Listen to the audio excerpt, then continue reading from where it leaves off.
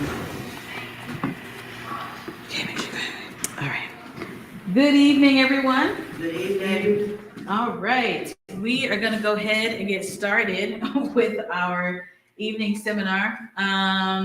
Let's open up with a word of prayer, and then we will go ahead and get started. Father in heaven, we just want to thank you for another day of life, and thank you for the sunshine, because it sure enough was a little bit brisk earlier today. Lord, we're asking for you to give safe traveling mercies to those who are on their way here. We're asking for you to bless our time together this evening. In Jesus' name, amen. So, as most of you all know, I put out some big old advertisement. We're having our first time Homebuyer seminar on this evening. And while I would love to take credit for the fact that we're having this, I actually give the credit to Elder Trauber.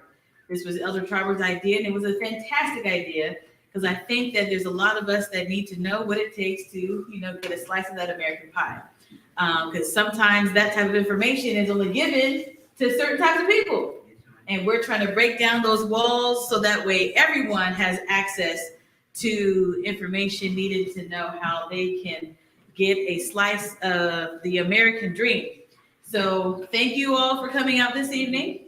And again, I just want to affirm Elder Trauber for this fabulous idea. Let's clap it up for Elder Trauber this evening. Let's clap it up.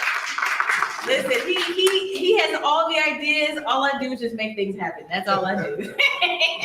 We have good teamwork. But I'm so thankful that Barbara Holland is with us this evening, and that she's willing to give her time and of her knowledge to share and pour into us. So thank you very much. The floor is yours. Thank you. Thank you. My name is Barbara Holland, and I work for Affordable Housing Resources in Nashville.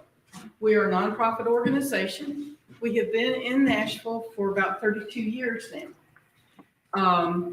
What we do is our clientele are people that are 80% or below median income. So the working class. That's who we help. We are home builders in Davidson County right now. We're looking to hopefully start building houses outside of Davidson County. But we also do mortgage loans. We do down payment and closing cost assistance. I am the education director, so I teach homebuyers education. I teach financial literacy. I do one-on-one counseling sessions with folks to help them with their credit, to see where they are, to see if they can buy a house, to see what's necessary to make changes to where they can get to the point of purchasing a home. And because of my mortgage background, I can give you a rough estimate as to how much you could possibly qualify for.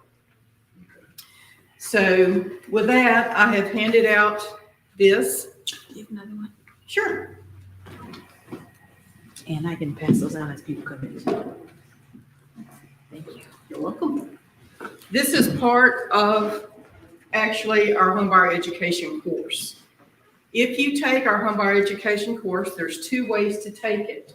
You can take it online at your own pace, or you can take it in a classroom setting. Because of the pandemic, we haven't had a classroom setting in quite a while, but we are going to start that back up probably later this summer. There is a cost to it. If you take it online, it's $99. If you take it in the classroom, it's $50, and that's per household. The certificate you receive is good for a full year. So that gives us a year to help you, to work with you, to get you to where you will be mortgage ready. So, and I hope I don't drop this. If I drop it, it's going to be totally out of sync. First thing you got to figure out is, are you ready to buy a house? Mm. Most people go, yeah, I'm ready. But do you really know the process it takes to get there? Most of us don't. I know I didn't. The first house I bought many, many years ago. But there's reasons to buy a house and there's reasons not to buy a house. One of the biggest reasons I can tell you not to buy a house is because somebody tells you you need to buy a house. it is amazing to me at the family members that will tell you you're not an adult until you buy a house. Mm-hmm. I would love to see everybody buy a house, Mm-hmm. but not everybody is made to buy a house. Mm. There's some people out there that need to be renters because they don't have the means, they don't have the abilities to take care of a house. Buying a house is a huge responsibility. It's not just being able to make those payments. Mm. You can make rent payments, you can make a house payment. That's not the issue. Mm-hmm. The issue is the ongoing maintenance and upkeep of the house. Mm. So when you're looking to buy a house, consider benefits. You got to weigh pros and cons. You've got tax benefits. There are quite a few tax benefits in owning a property. There's tax write-offs, maintenance and upkeep, paying your property taxes, mortgage interest, private mortgage insurance or PMI, which I know I'm getting technical here, but private mortgage insurance, all of that right now is tax deductible. Federal government at the swoop of a pen can make all that go away. But right now, all of that is tax deductible. Equity. You want to build equity. That's where you build wealth, is getting equity in your property. Again, right now, there's a lot of equity because the house prices are going up, up, up, up. Think of it as a roller coaster. You've heard the terms buyer's market and seller's market. Mm-hmm. Right now, we are in a seller's market because somebody lists their house for sale and within sometimes minutes, they've got an offer, and that offer is usually over and beyond what they're asking for. Yes, even here in Robertson County. Friend of mine just sold their house. Guy walked in, I want it, I'll give you $10,000 more right now than you're asking. Wow. He hadn't even put it on the market yet. That's what is going on right now. Mm-hmm. When we are a buyer's market, that's when prices start dropping and sellers start making you offers. We'll pay closing costs. We'll do this. We'll do that. Please buy my house. In the meantime, your equity is doing this. It's a roller coaster. When you're in a seller's market, the equity is up there because you're getting everything you're asking for plus some. When it's a buyer's market, the equity is lower because people are dropping the prices of their house just to get them sold. So your equity is constantly doing this. Up and down, up and down, up and down, which is why long-term purchase is the best because you don't have to worry about it. The house I live in now,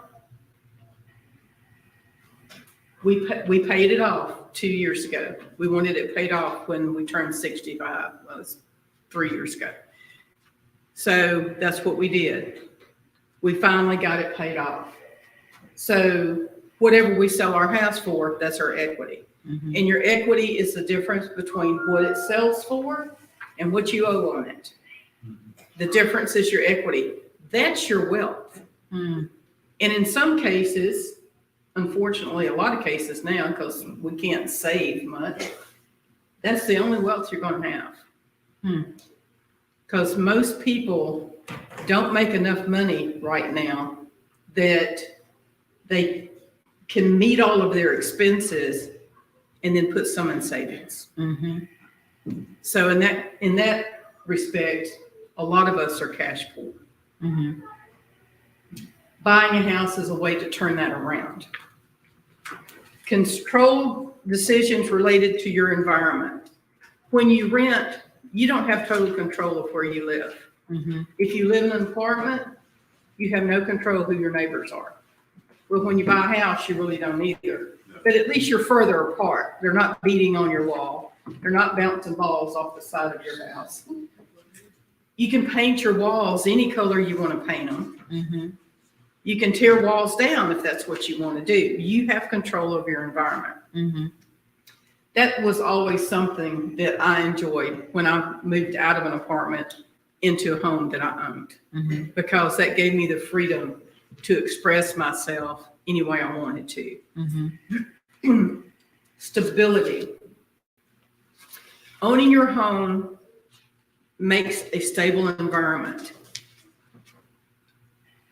Schools will tell you that children that live in a house that their parents own are more stable in the classroom. Employers will tell you that an employee that owns their own home is a more stable employee. Number one, they know you got a house payment to make. Mm-hmm. You're going to come to work. Mm-hmm. You're going to work to the best of your ability. Mm-hmm. You're not going to call out sick very much Mhm. because you got to make that house payment. Mm-hmm. The employers know that. Mm-hmm. That makes a better working environment for your employer. And it makes you proud. This is something that you own. Yes. This is yours. On the next page, the drawbacks of homeownership. Disadvantage is you don't have a tax benefit when you rent. Mm-hmm. You can't write anything off when you're renting a home or an apartment. Limitations to remodeling. Restrictions regarding pets. That is my big deal because I'm not going to say I'm a cat owner because you don't own a cat. They own you. But I do have a cat. I am his staff. Uh-huh. He's a big boy. He's 42 inches paw to paw and weighs 20 pounds. Mm. There's not an apartment complex anywhere that wants something like that living in it Yeah. because they think he's massive and he'll tear things up. Yeah. And when you have a pet and you're trying to rent, not only do a lot of places say no, Mm-hmm.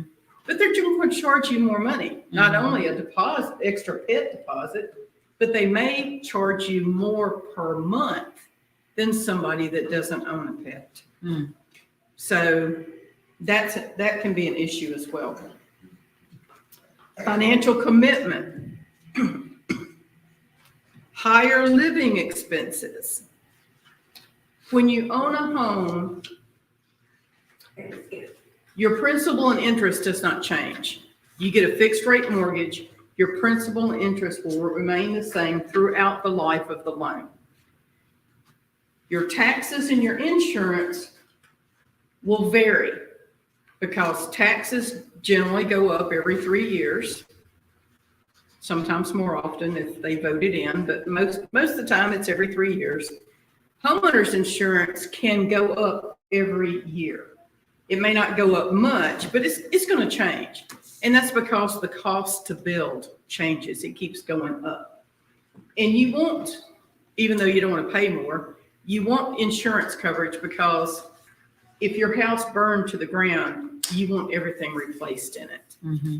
So yes, your house payment will change some, but it's not like rent, especially now, where people are calling my office saying, I need to buy a house because I've been paying $1,000 a month rent, Mm-hmm. and I just got notified it's going up to $1,500 Mm-hmm. or $1,800. Mm-hmm. In Davidson County, the apartments across the street from our office, studio apartment, 500 square feet, which is basically one room, Mm-hmm.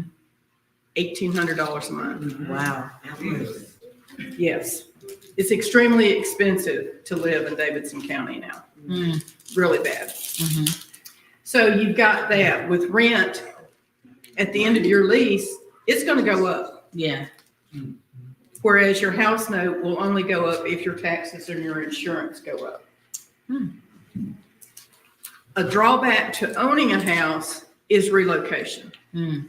If you're renting, your job changes, you want to move to a different neighborhood, whatever, end of your lease, you can just pack up and move out. When you own your home, it's not quite that easy. You have to sell your house to relocate. So that can be a little bit of a hindrance, but it may not be. Deciding to purchase. You've got to be mentally prepared to do this. It is a huge undertaking. I tell everybody in my class, purchasing a home is the most expensive thing you will ever do besides having children.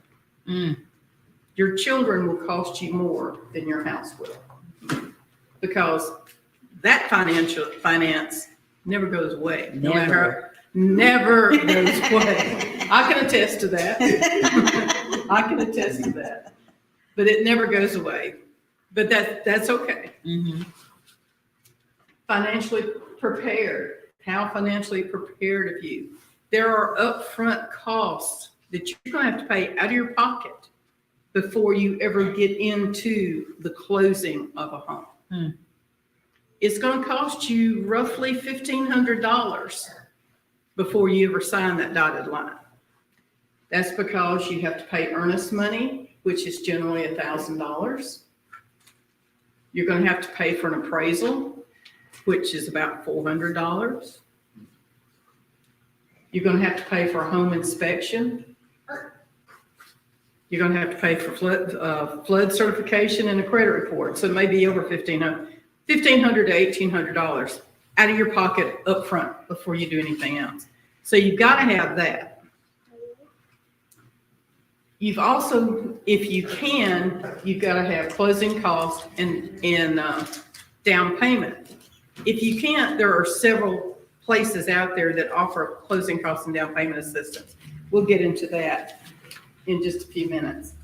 And your time frame. You've got to figure out your time frame.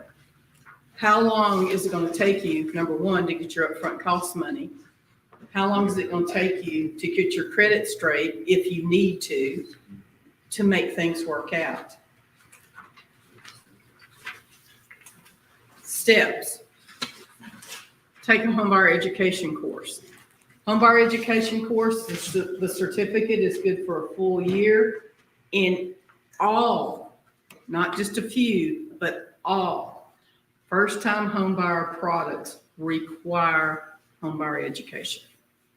Every single one of them, whether it's a first mortgage loan or whether it's down payment and closing cost assistance, they all require a homebuyer education course. So that's something you've got to think about when you start going down the path of home ownership. Is your time frame to purchase? Because you need to take that course. You may not want to take that course immediately. You may want to wait a few months before you take it, because again, that certificate is only good for 1 year. If it runs out, you got to take the course all over again. You have to pay for it all over again. Individual counseling sessions. That's something that we offer, something that I offer. We can do it in person. We can do it virtually. I have the forms here tonight you can take home with you if you think you want one. You can fill all the stuff out to me. You can scan it and email it to me, or you can schedule a one-on-one counseling schedule at my office. And we can sit down face-to-face. I pull an in-file credit report at no cost. As a counselor, it does not ding your credit score. We'll discuss your credit. We'll go over your finances. We'll do an assessment to see where you are in the process and where you need to be. And I will give you an idea of what you could qualify for. Complete worksheets. Again, that's something I've got up here. Order your credit report. You can order your credit report for free. If you want your scores, unfortunately, the credit bureaus require money for that. They're not going to give you your score for free. How many in here use Credit Karma or something like Credit Karma? Okay. How many in here believe those scores are real? They are not. Yeah, I found that the hard way. They are close. They are close. Credit Karma is a good tool to use. Just don't believe the score. The only scores you can believe are the ones you get from TransUnion, Experian, and Equifax. Those are the 3 credit bureaus. Those are the real ones. And it's going to cost you about, I think it's $14.95 to get a credit score from each one of them. Work on your plan. Homebuyer process. Again, this is something that I help you with. Determine how much you can afford. Get your loan pre-approved.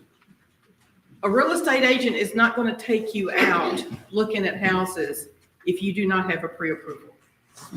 And they do that, number one, time is money to them. They're not going to take you around, show you all these different houses, and you just kind of go, yeah, never mind, that was fun. Thanks for showing me some houses that I can't afford. They're not going to do that. That's wasting their time. That's really wasting your time. Decide what kind of home you want or need. That's another thing. You need to sit down and on a piece of paper write want and need and make a list on both sides. Do you want a 4-bedroom house? Maybe. Do you really truly need a 4-bedroom house? You might, but probably not. Do you want granite countertops? Yeah. Do you need granite countertops? No, you do not. Besides that, granite countertops are a pain. You really don't want them. Have to use special cleaners, the whole 9 yards, you really don't want them. But that's what you need to do. Because the more bells and whistles that you want, it's going to cost you in the pocketbook. So you may want them, but figure out what you truly need, get what you truly need, and then take that house and make it what you want, bit by bit. Or stay in that house for a while and then sell up to the next house. First-time home buyer stays in their first home 5 to 7 years. 5 to 7 years, and then they move on up to their next house for whatever reason. It could be job related, it could be family related, it could be a single couple. All once they have 2 kids, they need a bigger house, so they move up. So 5 to 7 years is a first-time home buyer time span in your first house. And then you shop for a home. Make an offer. Get a home inspection. I don't care if it's brand new construction, never lived in. Get a home inspection. A newly constructed home is only as good as the subs the builders use to build it. Always get a home inspection. Now this says apply for a mortgage. Now I already said you had to get a pre-approval. A pre-approval is not your mortgage loan. You don't get qualified for your mortgage until you have a sales contract. Your pre-approval is just telling you, okay, I can find a house for X number of dollars. Your mortgage loan is when you finally find that house that may or may not be what you were pre-approved for, and then you get a loan on that property. Insurance and additional inspections are sometimes needed. Insurance is always needed. And then you close on your loan. The next page is your home ownership team. That gives you a list of everybody that is involved. You know, most people think, oh, I get a real estate agent and I get a loan officer. That's it. That's all I need to talk to. No, you got all these people. That's a lot of folks that are involved in buying a house. Surveyor is on here. Not all mortgages require a survey. They used to, in years past, everybody had to have a survey. Now you don't. Once you purchase a house, if you want to put in a fence, you need to get a survey at that point. because you need to know exactly where your property lines are. Mm. You don't want any issues. The next page is understanding your mortgage payment. Principal, interest, taxes, and insurance. And as I said earlier, principal and interest is not going to change, but your taxes and insurance are. Know the cost, the next page. Upfront costs, down payment, closing cost, escrows, and prepaids, reserves. There's only a couple of loans right now that require that you have reserves. And basically, a reserve is if your proposed house payment is, say, $1,000, a reserve that would be required would be 2 to 4 to 6 months worth of house payments in an account somewhere. It could be a savings account, it could be a CD, it could be a 401k. They just want to show you've got X number of months in reserve if something were to happen that you could make your house payment. But there are only a couple of loans out there that require that. Basically, right now, the only ones I know that do would be if you had a previous bankruptcy, like within the last 5 years, then several loans do require reserve. Moving cost. That's something most people don't think about. All they're concerned with, I need $5,000 for down payment and closing cost, and I've got that, and I've got a couple of $100 left over. I'm good. No. Do you have a lot of friends that have pickup trucks that are willing to move you? Maybe, maybe not. You may have to hire a moving van, 2 guys in a truck. You're going to need boxes, all right? Where do we get boxes? We go to Walmart, we go to the liquor store, we go to the dollar store. You know, that's where you get boxes, right? Mhm. You have to pack. You're going to have to buy tape to tape the boxes. You're going to have to buy the styrofoam peanuts to pack your glassware. So there are costs, moving costs, that people don't think about. So you need to, if you're going to move yourself, you're going to need to pad your pocket at least $500 just for peanuts and markers and tape and boxes and that type of thing. If you're hiring somebody, it's going to be close to $1,000. Maintenance and repairs, that's something that is ongoing. Once you buy a house, it's like buying a car. Once it's out of warranty, it's on you.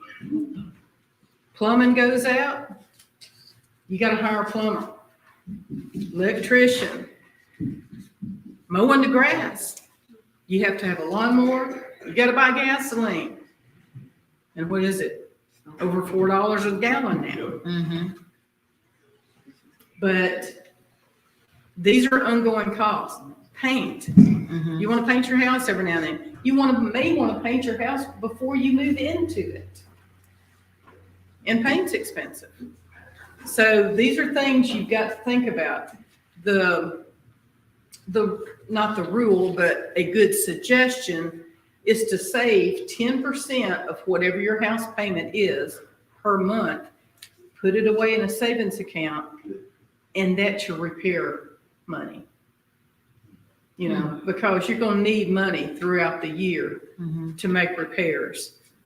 You may want to do something different. You may want to add on a room or something like that later on down the line. You're going to need money.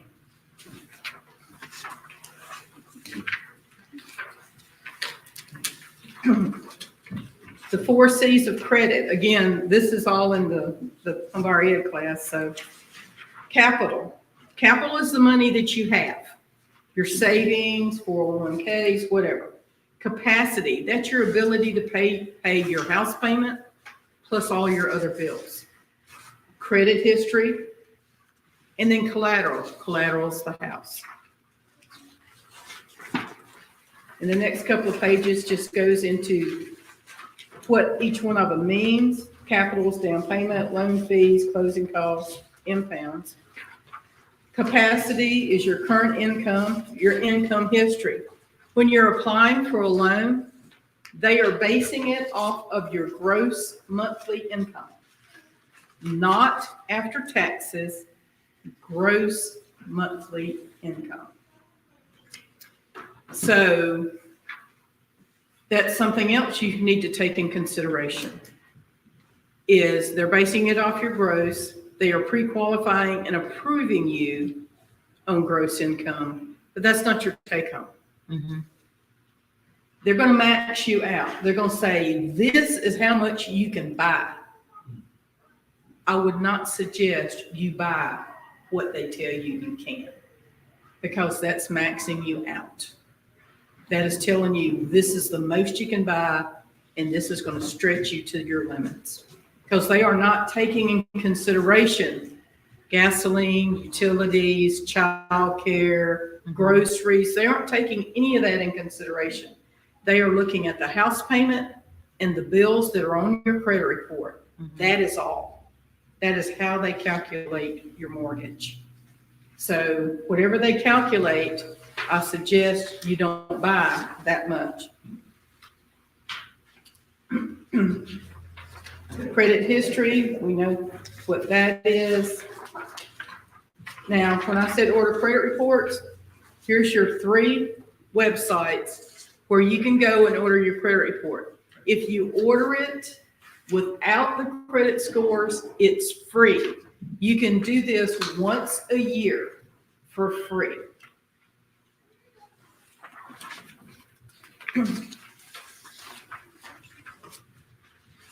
There's collateral ratios. There's 2 ratios that lenders use. They use a housing ratio and they use a debt to income ratio. Housing ratio is your proposed house payment divided into your gross monthly income. And for an FHA mortgage, that cannot exceed 31%. Your debt to income ratio is the house payment, the proposed house payment, your monthly debt that is on your credit report divided into your monthly and gross monthly income, and that cannot exceed 43%. So you see there's not that much difference between 31 and 43. That's not giving you a lot of space. So if, depending on how much money you make, if you have a car payment, just a car payment, Mm-hmm. that may put you over ratio. Mm-hmm. Each loan has its own ratio. I just gave you the ratios for FHA, but VA has different ones. FHA, USDA rural development, they all have different ratios. So it's going to depend on which loan you're going after as to what your ratios are. And on the next page is talking about looking at your ratios. Now, they're using 33 and 38 ratios here. That's conventional loan. All conventional loans are 33 and 38. So that sure doesn't give you very much leeway, Mm-hmm. which is why it's normally harder to get a conventional loan than it is an FHA. But you see that 62% is all your other expenses. That's your daycare and your groceries and your utilities and all your normal expenses. That's why I say don't max yourself out. And let's talk about ordering credit report, pre-qualification. Again, understand it. It's going to take, they're going to tell you how much you can afford, how much your down payment will be. Now, for Robertson County, there are a couple of different down payment assistance programs for Robertson County. THDA is the most common one used. It is a monthly payback. It's not free. Most down payment and closing cost assistance programs are not free anymore.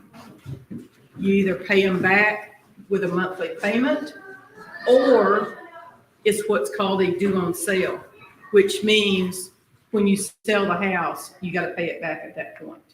So it just depends on which one you go for as to how your payment is going to be.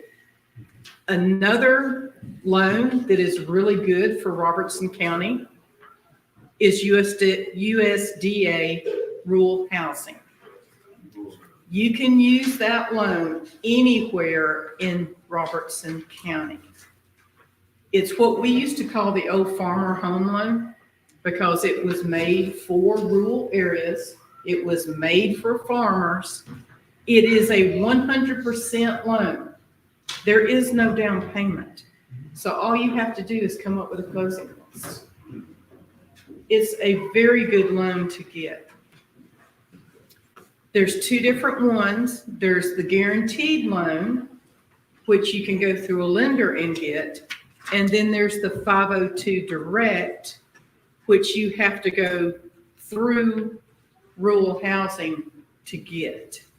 And that's for people that have a lower income than what can qualify for the guaranteed loans. So I can help you with that. I can sit down with you, talk to you over the phone, do a Zoom call, however you want to do it, and we can go through the different programs and see which one's best for you. That's part of what I do. I'm going to skip pre-approval because I'm looking at my time. All right, who makes mortgage loans? A lot of people. Banks, credit unions, nonprofits. We are a nonprofit. State or local housing finance agency. When I said THDA, that's Tennessee Housing Development Agency. They are our state housing agency. USDA Rural Development. Sellers. I do not recommend any first-time home buyer to buy a house from a seller. That's what's called a contract for deed, which means you don't get the deed until the house is paid for. Mm-hmm. And there's been, unfortunately, a lot of people that have gotten burned really bad because they've made payments on a house, they've done whatever to that house, painted it, repaired it, and it's not theirs because the seller is still holding the deed. Yes, Is that ma'am. the same thing as a rent-to-own type situation? Pretty much. Okay. Pretty much. Because a rent-to-own situation, that's exactly what you're doing. Mm-hmm. You are paying rent, Mm-hmm. and the seller does not change that deed until you get a loan. Mm-hmm. And for instance, when I was working in the mortgage industry, I was doing a refinance for someone that purchased from a seller. They had been in the house for 10 years, making their payments for 10 years. They paid this man $10,000 up front, made payments for 10 years. They wanted to refinance. And when they told the man that they needed a payoff because they wanted to do a refinance, he said, I'm not going to do that unless you give me an additional $10,000 cash. This is the kind of thing you get into if you're doing seller financing. They do stuff like that all the time. And because the house is not deeded into your name, they can kick you out. And there's nothing you can do about it. And mortgage brokers. There's a difference between a mortgage company and a mortgage broker. And mortgage brokers generally have higher fees. The next page just shows you a little bit more as to all the different loans, Fannie Mae and Freddie Mac, or your conventional loans. On portfolio loans, there are some banks that do what's called a portfolio loan, and that is just a loan for a first-time home buyer that a bank creates themselves. They hold that loan. And there are several banks in the area that will do that. The next page is the different loan types. As a first-time home buyer, I do not recommend you doing anything except a fixed rate. There's a lot of different ones, but I do not recommend anything but a fixed rate for a first-time home buyer. As far as the bi-weekly or bi-monthly payments, people go, oh, I want that because I can pay my house off early.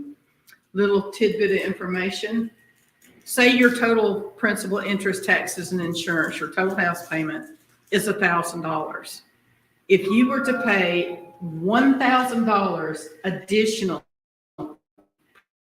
principal only every year, you'll pay your house off in 23 years.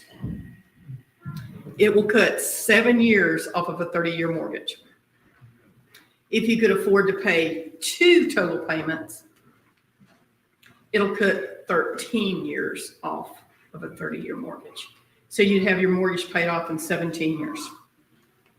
But you've got to have the discipline to do that. You don't have to do it as a lump sum. You can break it down to X number of dollars per month. You can wait till your tax return comes in. You can pay it all at once, however you want to do it. But that's a good way to pay your house off. Yes, Can you ma'am. repeat that? You said one additional payment a year. Toward one Toward- additional payment toward principal Principal. only. That's the key, because if you just make an additional payment, they're going to take taxes and insurance out of that. Right, okay. But just pay it toward principal only. When you buy a car, that's what's called a closed-end loan, because this is how much the car costs, this is the interest rate, this is how much you owe at the end of the term. Mhm. Okay? So that big number at the end, that's your principal plus your interest. And it doesn't matter when you pay it, you're gonna have to pay that whole thing. They don't give you a break for paying it off early. You're gonna pay that large amount. Mhm. A house is different. Your interest is based off of the principal balance. So what you're doing when you're making additional principal It's payments, lowering the balance. you're lowering the balance. Interest is paid per diem, per day. So you're, long-term, you're paying your balance down, you're lowering your interest rate is what you're doing. Mm. So you pay your house off early. Mm. That's the easy way to do it. Mhm.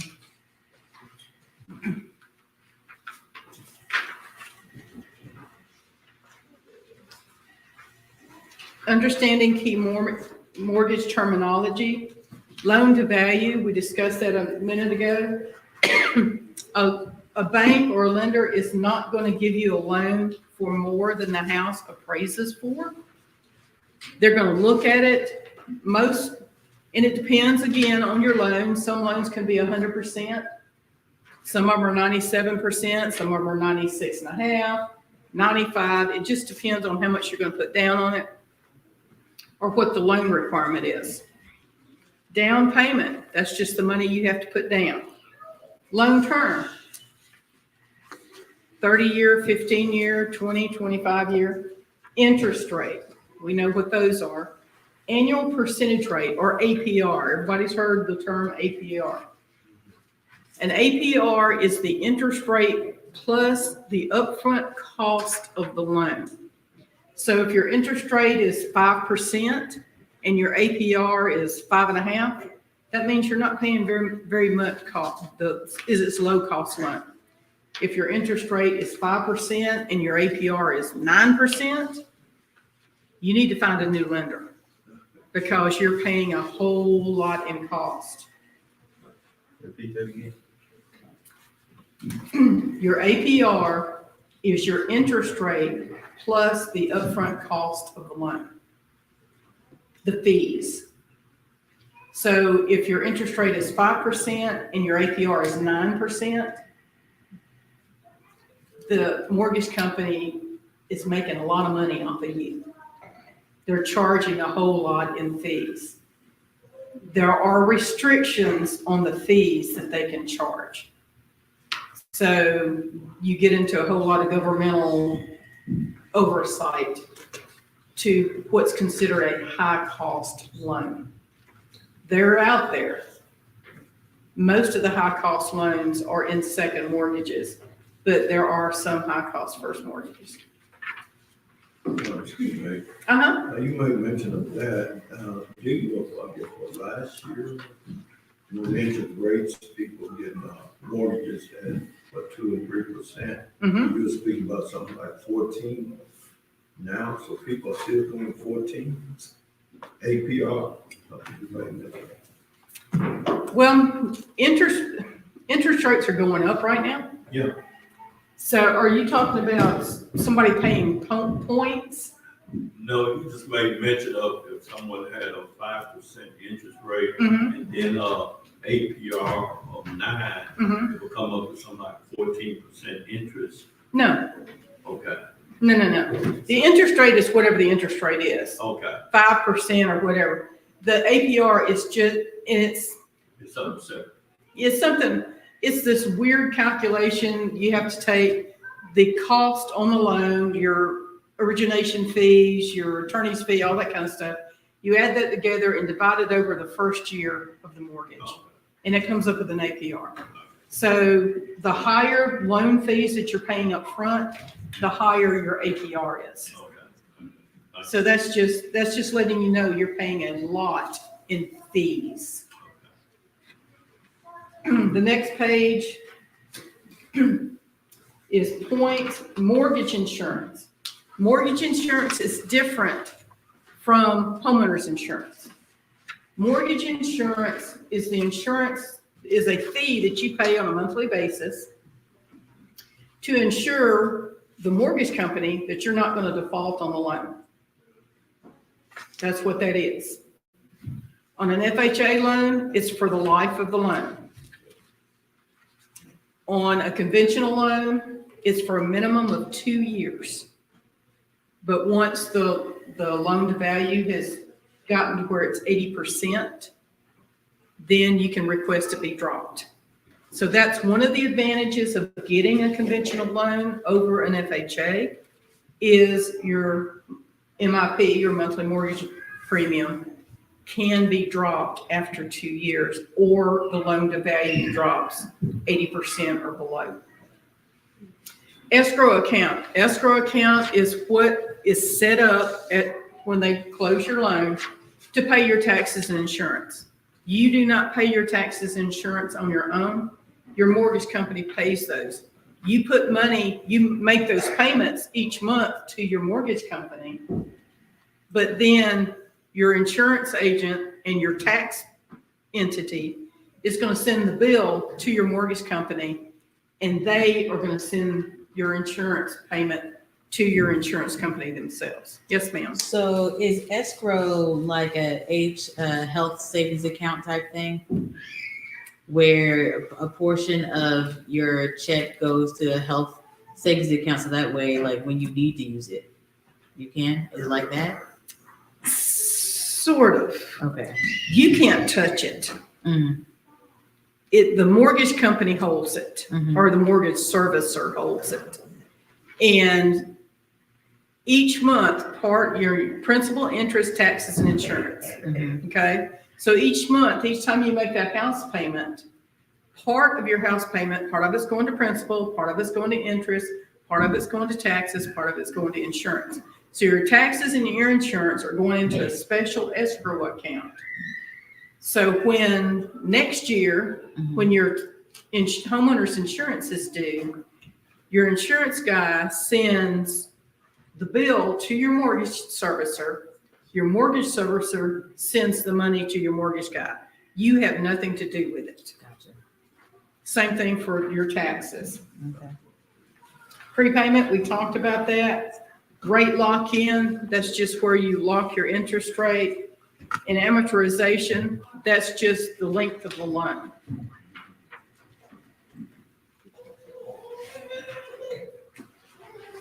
Okay, loan fees.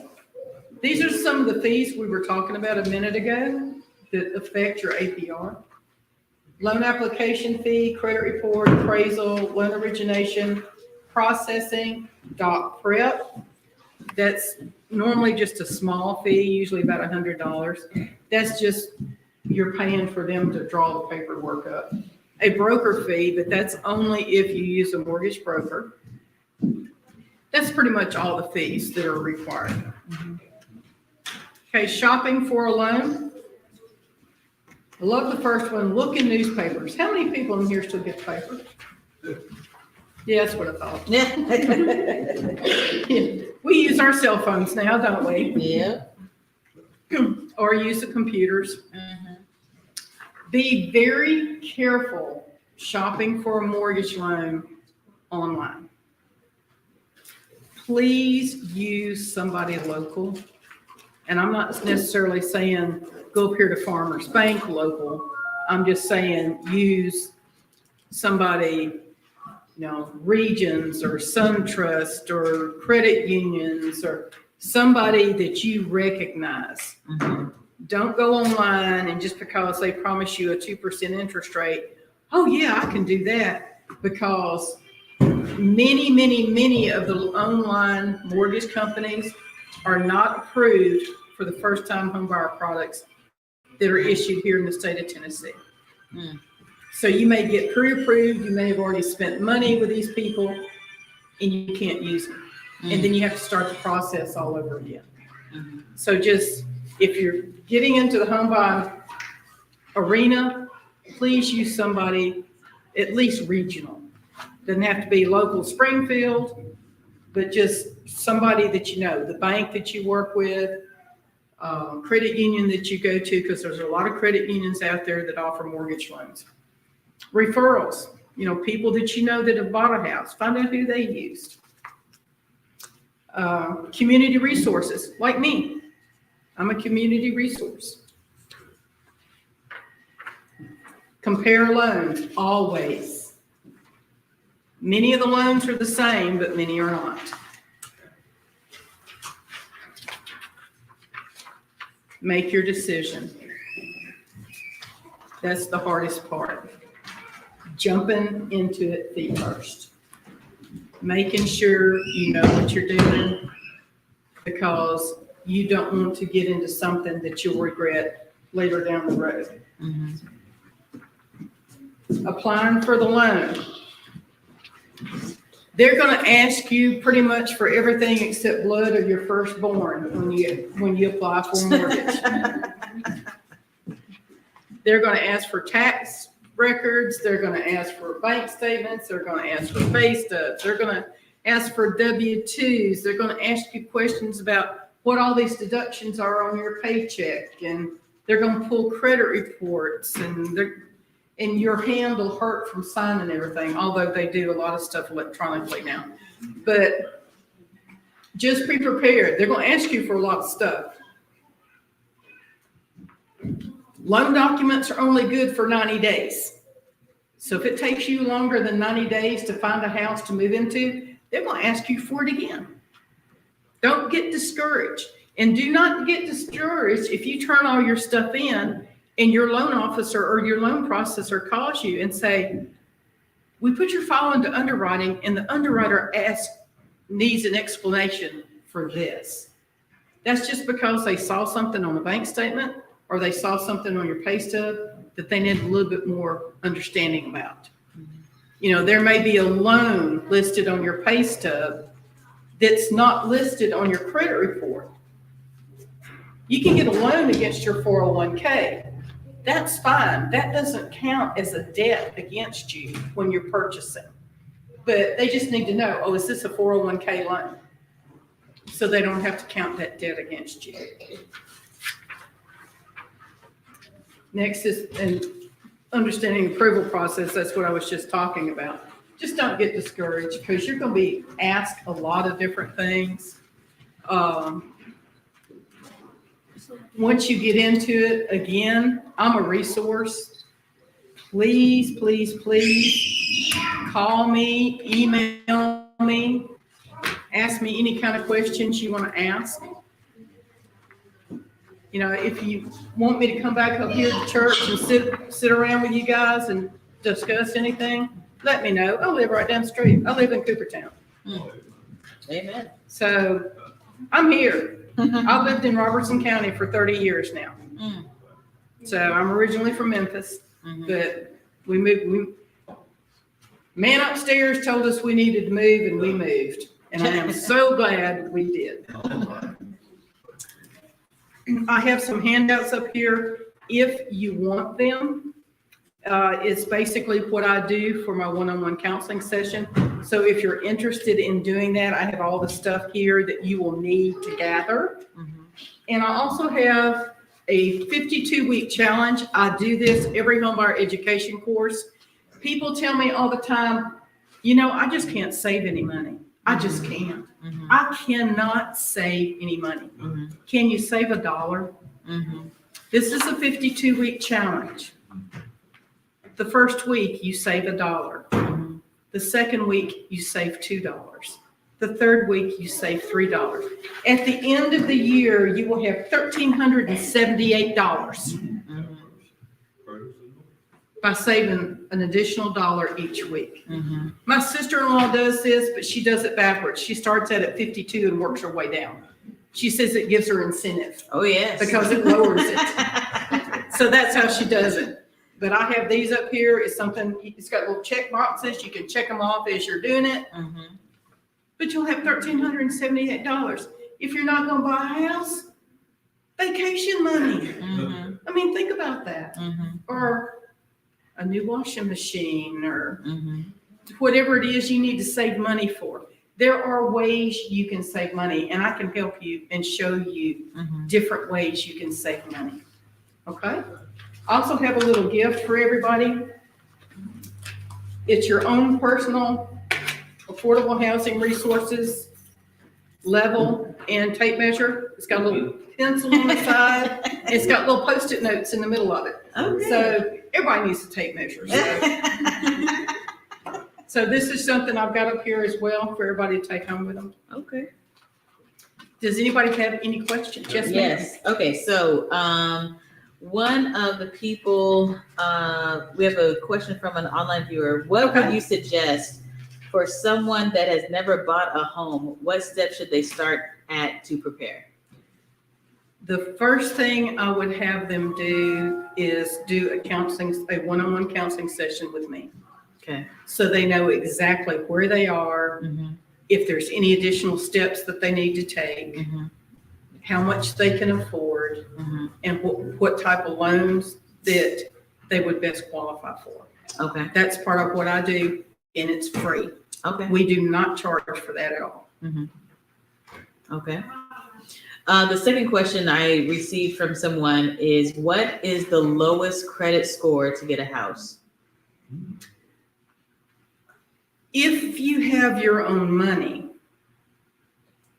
there are some lenders out there that will go down to a 580. Wow. But there are zero down payment and closing cost programs that will allow that.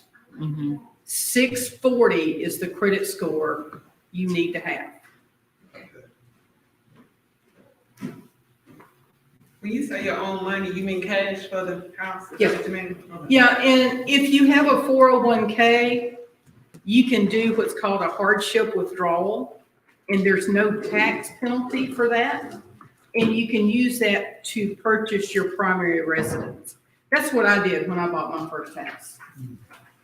I withdrew money out of my 401k. There was no tax penalty. I used that for my down payment and closing costs for my first house. How much of a factor does student loan debt come into the equation of home buying? Right now, FHA is making some changes on that.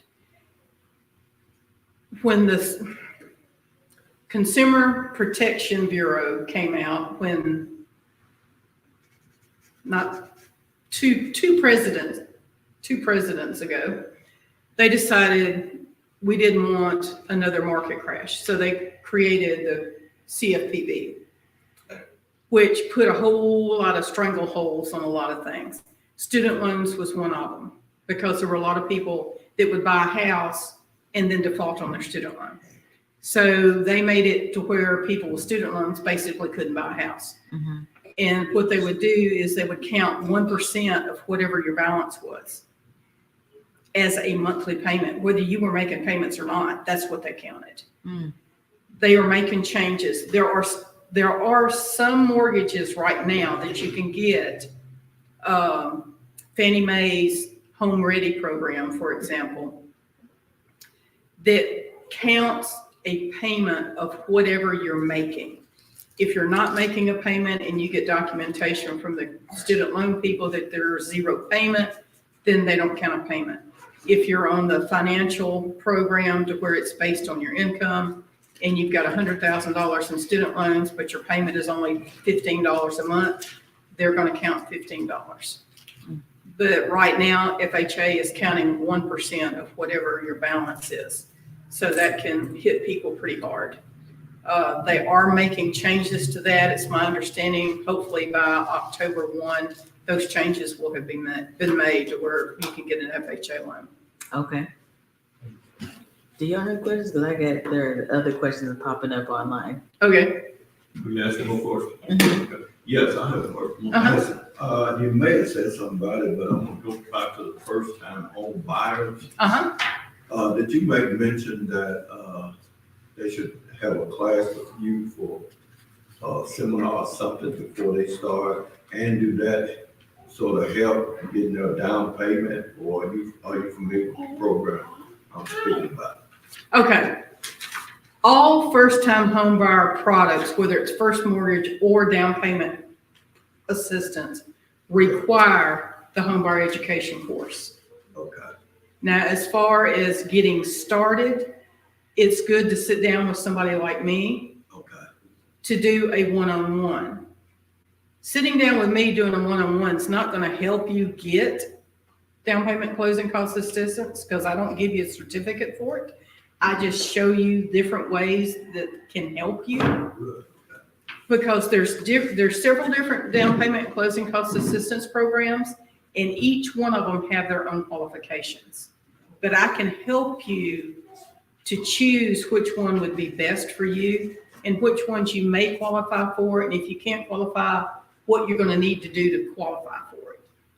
Okay, good. Thank you. Also, too, dealing with the years for as housing, buying and selling, as you may mention, the equity fluctuated up and down. Is there a set a number of years, like 7 or 8, or that you may see through your time being in this market? As far as getting the most equity, Well, basically dealing with the inflation, the economy rising and falling, is it around 7 or 8 years? Or can you? yeah, probably 7 years. Now, if you sell your house, unless you're in a hot market, if you sell your house during the first 3 years that you own it, you're not going to have much equity. Yeah. Because it takes approximately 3 years to recoup the money it cost you to put into it to begin with. Okay. But if you're in a hot market, you could sell your house the first year you own it and make money. Like if you own a house in East Nashville right now, you could own it, buy it today, and this time next year sell it for $50,000 more than you pay for it. So it just depends on where you live. And like in that situation now for a hot market, when people sell, I guess they probably sell a lot of things that they're renting out, and something like that, or they sell their own personal house and make profit. They purchase another home. Well, I mean, isn't that house that they purchased going to sort of take away their profit? Yeah. If they can find one. If they can find one. And unfortunately, then you're out. I mean, I'm not trying to make light of it, but unfortunately, that's what a lot of these outside investors that are coming into Nashville now, they're doing. They're going into these neighborhoods and they're going, I'll pay cash for your house. And these people that don't understand the whole concept, they don't understand financials very well. Yeah. All they see is this man is offering me $300,000 for my house. That is tremendous amount of money. In Davidson County, it's not. It's hard to find the house for sale for $300,000. So they're selling their houses and they have nowhere to go. That's why you're seeing an influx of people coming out to all these different counties because we're cheaper than Davidson County is. But right now, Robertson County is starting to get hot because people can come up here and buy more house than they can down there. Yeah. And I can tell you that there's subdivisions being built, being planned and built in Robertson County right now that the prices are starting at $400,000 and up. Yep. So it's starting to happen here. How much square feet? Well, the house is Twin Spring. If you know anything about Coopertown, Twin Springs Farm has been sold. Yeah. The person that purchased it is a home builder, and he's building 270 houses, starting at 400 and up. And they're like 2,400 square feet. I mean, they're good sized houses, Yeah.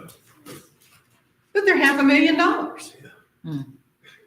which my people can't buy. Mm-hmm. What I call normal people, working people, Mm-hmm. Mm-hmm. they can't pay $400,000 for a house, $400,000, $500,000, $600,000.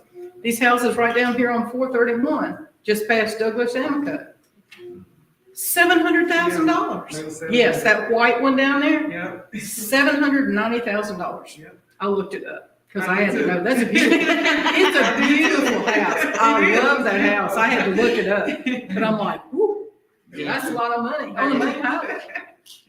And the guy that built those houses is the guy that's building the houses on Coopertown Road. Mm.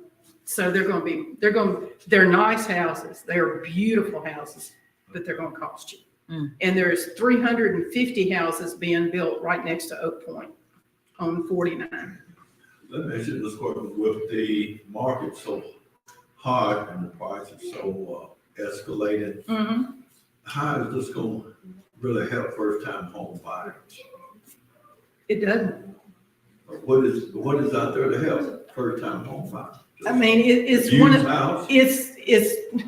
yeah. Like buying a used car, right? We don't use the term used house, we use the term existing house. Uh-huh. It's the same thing, it's used, somebody's already lived in it. But yeah, I Is that mean, cheaper right now though? That's not cheaper. well, they're not necessarily cheaper, but in a way they are. I mean, all of the houses now are getting to the point of being ridiculous. Yeah. But at least here, you can still find houses for $200,000. Mm-hmm. Whereas you can't in Davidson County and Williamson County and almost in Rutherford County. Rutherford County is the fastest growing county in the state of Tennessee right now. Wow. Rutherford County, come on guys, Rutherford County. That's Franklin, No, that's Murfreesboro. Murfreesboro? Yeah, it's the hottest county right now. Mm. But when that fills up, where are they gonna go? Yeah. Here. Exactly. Couple questions more. Uh-huh. One person asked, how do you get zero down on closing costs paid with loan?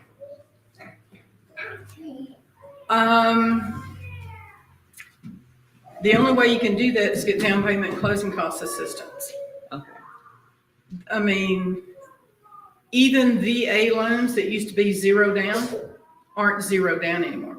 They're 100% loan, but you still have to have down payment and you still have to have closing costs. And with it being a hot market, Mm-hmm. the sellers aren't paying closing costs now. They don't have to. Mm-hmm. Okay. Two more questions Mhm. from online viewers. What is the youngest age a person can purchase a home? 18, 18. Okay. gotta be a legal adult. That makes sense. Would you advise someone to buy a home with someone they are not married to? What No. are the Uh-oh. She did. No. That, I mean, what happens when you part ways? Yeah. Uh-huh. You have to sell the house. Yeah. Or you have to refinance it and buy the other person out. Mm-hmm. I mean, it's basically like you're married and you're getting a divorce. Uh-huh. What happens? Mm-hmm. You have to sell the house or you have to buy the other person out. Mm-hmm. So it's the same way, Mm-hmm. you know, so things can go south real quick. Mm-hmm. And I've been in the mortgage industry for over 30 years. Mm-hmm. And I've seen things go sideways really quick. Mm-hmm. And it's usually two best friends get together and buy a house. Mm-hmm. And then 2 years down the road, they aren't best friends anymore. Mm-hmm. Something happens. Mm-hmm. and this one wants out, this one's getting married. Mhm. So what do you do? Mhm. Now you got a house. Mhm. The other person has invested into that house. Mhm. You have to buy them out. Now, if you've got enough money, you can buy them out, or if your credit is excellent to where you can refinance it and make it your own house, go for it. Mhm. But you got to take all that in consideration. Mhm. You got to be prepared to own that house on your own Mhm. before this other person joins you. If you can do that, Mhm. then go for it. But if you financially cannot pay for that house by yourself, Mhm. no, that's not a good idea. If a person is like either a clergy or in the military, someone who moves around a lot, would you advise that it's a good move to buy a house or to just keep renting until they're more stable? We do a lot of VA loans, Mhm. military, a lot of military that buy. Mhm. There's absolutely nothing wrong with it.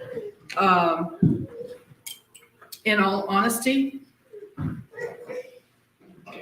that would be a good reason to get an adjustable rate mortgage because you're only there for 4 years, Mhm.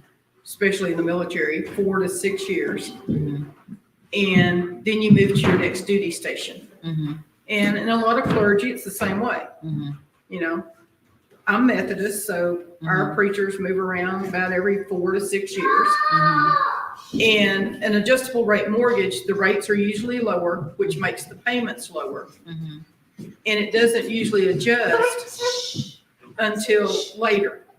So in that respect, an adjustable rate mortgage would be a good idea, or at least a decent idea.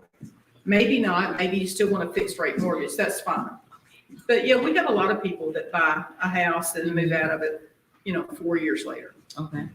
What is a typical down payment amount? It's gonna vary depending on what kind of loan you get, but on an FHA mortgage, it's 3.5%.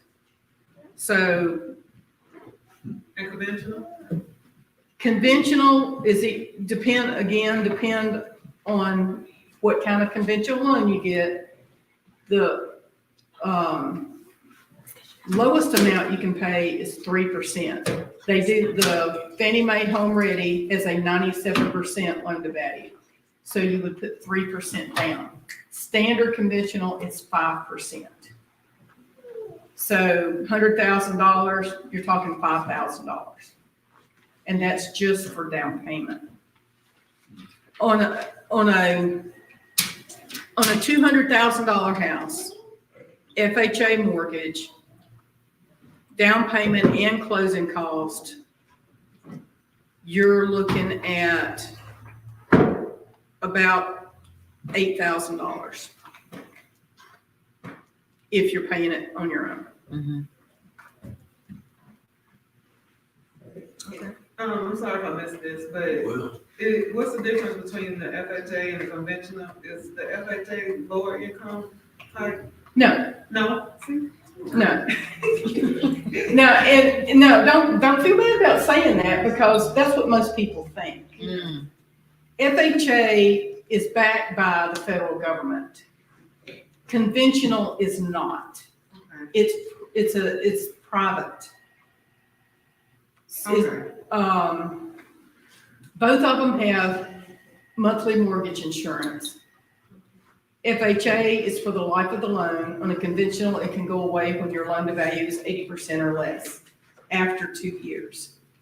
But a lot of people think that you have to have perfect credit to get a conventional and not so perfect credit to get an FHA, which is, there's a little bit of truth to that, but not always. I got an FHA mortgage because I wanted my house built to FHA specifications, which are more strict than conventional.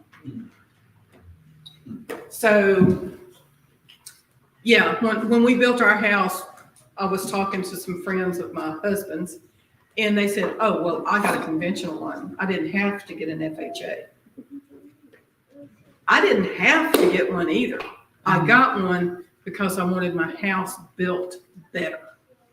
On a conventional loan, anybody been in a basement where you've looked at it and there's just steel posts down the center of it? That's FHA. I mean, that's conventional construction. On an FHA, there has to be a firewall between the garage and the living space in a basement. Mm. Conventional, it's a straight shot all the way to the end of the house.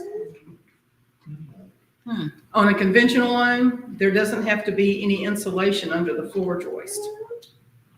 I don't know about you, but it gets cold here. I want insulation under my floors. FHA requires it. So it's things like that. And unless you know the business, you're not going to know the difference between FHA construction and conventional structure. It's just, they're more strict. I mean, but if you've got a 640 credit score, you can get a conventional. You can't get one with a 580, but you can get one with a 640. You can get an FHA with a 580. So, it's just a different loan. Anything else? That's it. That's it. I do have Go ahead. Oh, another question? That's all right. So can you do a first-time buyer loan? I won't say twice, but if you're married, could you both do the first-time buyer type loan? Does that make sense? Like Two different houses? 2 different houses, yes. Could you, what do you do? Not if both of you were on the same loan, no. Okay, A first-time home buyer is someone that hasn't owned a primary residence for 3 years. Now, when we moved from Memphis, we owned a house. We moved up here and we didn't buy a house to start out. We lived in the Black Patch the Forest Park Apartments over here on Black Patch. That's where we lived. We lived there for 6 years. We lived there for 6 years until we built our house out in Coopertown. But even though we had owned a couple of houses in Memphis, because we hadn't owned a house within 3 years, we were considered first-time homebuyers again. And that's the only requirement. You can't have owned a primary residence for 3 years. You can own a rental house as long as you haven't lived in it for 3 years.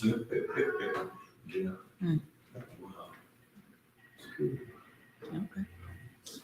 Christy, did you have any more questions? I do, but baby got moved out.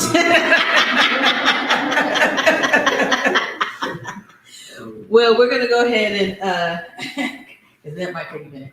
Yeah. We're gonna go ahead and, wrap up this evening. Okay. Let's go ahead and give Sister Barbara a round of applause.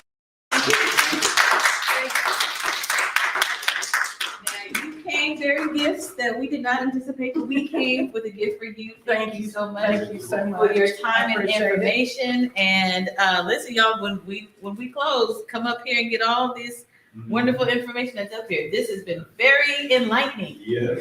Very, very enlightening. Elder Trauber, great idea. We got to talk about what your next brilliant idea is going to be. This has been amazing, and thank you for those who've been watching online. This has been good information, and this concludes our seminar. Let us go ahead and close with prayer, and then you are dismissed. Father in heaven, God, we just want to thank you for this time where we are learning how to be good stewards and to use our resources wisely.